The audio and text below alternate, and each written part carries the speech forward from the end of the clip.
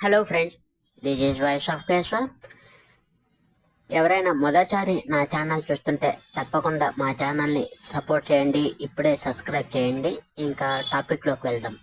ఒక చిన్న గ్రామంలో ప్రియ మరియు ఊర్మిళ అనే ఇద్దరు స్నేహితులు ఉండేవారు. ఇద్దరు మంచి మనసు కలవారు.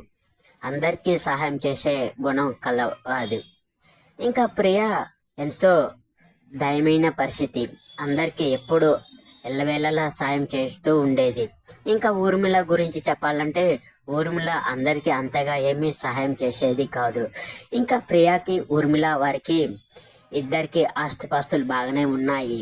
ఒకరోజు ఒక గ్రామంలో తీవ్రమైన అలజడి వచ్చింది. గ్రామంలో ప్రజలు అందరూ చాలా కష్టాలలో ఉన్నారు. ఇంకా ఎవరికైనా ఎలాగైనా సహాయం చేయాలని ప్రియ అనుకున్నది. కానీ ప్రియ అందరికీ ఎలాగైనా సహాయం చేయాలని తన దగ్గర ఉన్న డబ్బు తీసుకొని గ్రామంలో ఉన్న పేద ప్రజల అందరికీ పంచుకుంటూ ఇచ్చింది.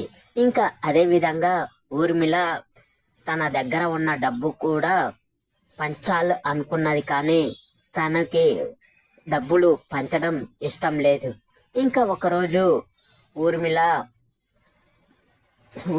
డబ్బు పంచాలని అనుకుంటుంటే వెంటనే ప్రియ వచ్చింది.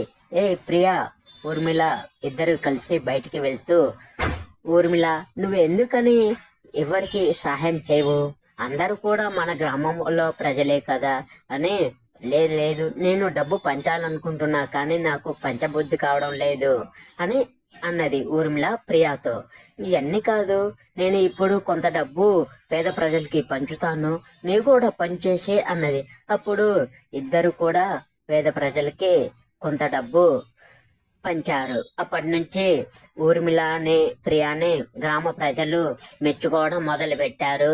ఇంకా గ్రామంలో ఏదైనా పరిస్థితులు అనుకూలించినప్పుడు ఊర్మిళ అండ్ ప్రియ గ్రామస్తులకి సహాయం చేస్తూ గ్రామంలో పెద్దవారి ఆశీర్వాదాలు తీసుకొని అభినందిస్తున్నారు గ్రామం మొత్తం అని నేను ఈ వీడియో ద్వారా చెప్తున్నాను.